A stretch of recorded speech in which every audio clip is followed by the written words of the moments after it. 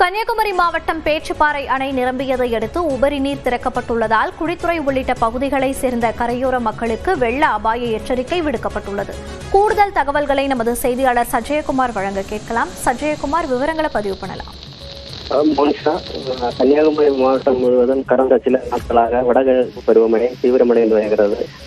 குறிப்பாக நேற்று முன்தினம் இரவு முதல் மாவட்டம் முழுவதும் பரவலாக கனமழை பெய்து வருகிறது. மலையோர பகுதிகள் மற்றும் அணைகளின் நீர்பிடிப்பு பகுதிகளில் இந்த மழை நீடித்து வரும் நிலையில் 48 அடிக்குள்ள உள்ள பேச்சிப்பாறை அணையின் நீர்மட்டமானது 45.03 அடியாக உயர்ந்துள்ளது. இந்நிலையில் அணையின் நீர்வரத்தானது சுமார் 3000 கன அடி தண்ணீர் உள்வரத்து வந்து கொண்டிருப்பதால் நேற்றைய தினம் படிப்படியாக அணையில் உபரி நீர் திறக்கப்பட தொடங்கியது. காலையில் 500 கன அடி உபரி நீர் வெளியேற்றப்பட்டு வந்த நிலையில் நேற்று மாலையில் 1500 கன அடியாக உயர்த்தப்பட்டிருக்கிறது. அப்போது இன்று காலையிலிருந்து பேச்சிப்பாறை அணையிலிருந்து 2050 கன அடி வினாடிக்கு உபரி நீரானது வெளியேற்றப்பட்டு வருகிறது.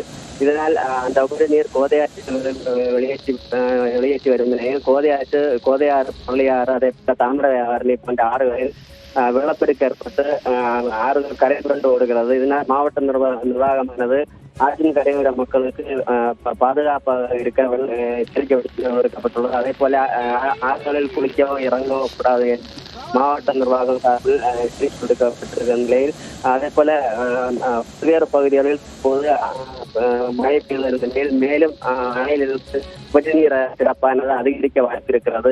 இதனால் மாவட்ட நிர்வாகமானது ஆற்றின் கரையோர மக்களுக்கு பாதுகாப்பு முன்னெச்சரிக்கை விடுக்கப்பட்டிருக்கிறது. மோனிஷா, விவரங்களை பதிவு செய்தமைக்கு நன்றி சஜயகுமார்.